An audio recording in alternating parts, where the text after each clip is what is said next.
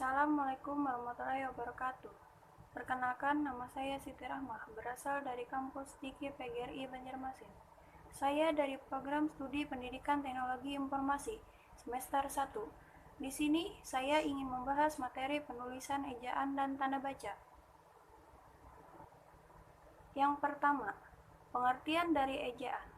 Ejaan adalah keseluruhan perambangan bunyi bahasa, penggabungan, dan pemisahan kata. Penempatan tanda baca dalam tataran satuan bahasa. Adapun pengertian menurut KBBI, yaitu ejaan adalah kaidah cara menggambar bunyi dalam bentuk huruf serta penggunaan tanda baca dalam tataran wacana. Selanjutnya, adapun tujuan dari ejaan.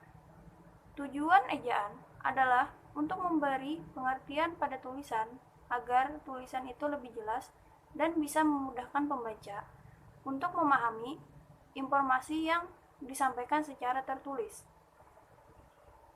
Selanjutnya, adapun fungsi dari ejaan. Fungsi ejaan yang utama adalah untuk menunjang pembakuan tata bahasa Indonesia, baik kaitannya dengan kosakata maupun dengan peristilahan. Ejaan sangat penting dan perlu untuk diutamakan.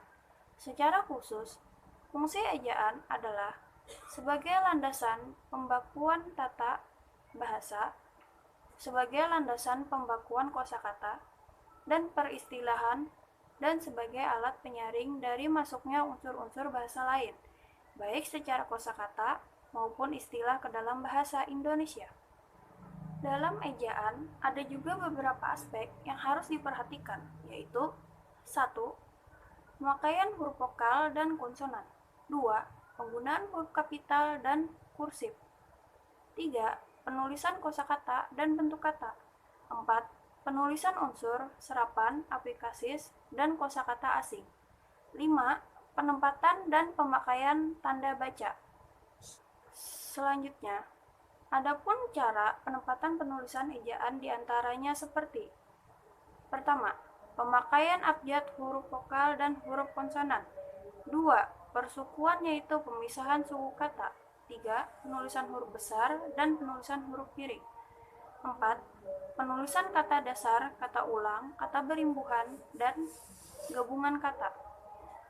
5. Penulisan angka dan lambang bilangan. Sedangkan pengertian tanda baca, yaitu tanda baca adalah simbol yang tidak berhubungan dengan suara atau kata pada suatu bahasa, melainkan berperan untuk menunjukkan struktur dan organisasi suatu tulisan, dan juga intonasi serta jeda yang dapat diamati sewaktu pembacaan. Selanjutnya yaitu fungsi dari tanda baca. 1. Tanda titik. Tanda titik menjadi penanda akhir dari rangkaian kata. Tanda titik sering diletakkan di akhir sebuah kalimat. 2. Tanda tanya. Tanda tanya berfungsi sebagai penunjuk kalimat tanya. Tanda tanya kadang menggantikan posisi tanda titik di akhir kalimat. 3. Tanda seru. Tanda seru sering juga menggantikan posisi tanda titik di akhir kalimat. Tanda seru ini membentuk suatu kalimat menjadi bersifat seruan atau perintah.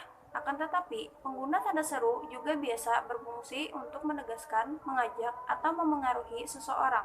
4. Tanda koma. Tanda koma menjadi pemerinci dalam sebuah kalimat yang memiliki subjek, objek, maupun keterangan yang lebih dari 2. Pemakaiannya selalu berada di akhir kata yang dirincikan. Tanda koma juga bisa menjadi pemisah antara petikan kalimat langsung dengan kalimat utama. Jika petikannya berada di belakang kalimat, tanda koma diletakkan sebelum petikan langsung. Namun, jika petikan kalimat langsungnya mendahului kalimat, tanda koma diletakkan di akhir petikan. 5. Tanda titik 2. Meskipun jarang ditemui pada kalimat sehari-hari, kenyataannya, tanda baca yang satu ini masih penting digunakan, seperti dipakai dalam dialog pada naskah drama yang membatasi antara pengujar dan kalimat yang diucapkan. Sebenarnya, masih banyak lagi tanda baca lainnya dengan fungsinya masing-masing.